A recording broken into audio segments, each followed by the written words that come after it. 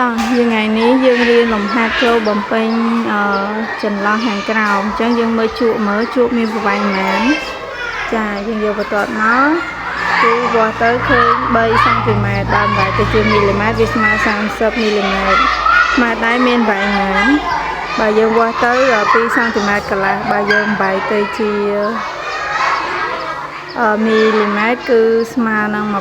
25មីលីម៉ែត្រដល់ពេលដង្កាត់មានប្រវែងណាបើយើងវាស់ទៅគឺ3.5សង់ទីម៉ែត្របើយើងបែកទៅជាមីលីម៉ែត្រវាស្មើ35មីលីម៉ែត្រ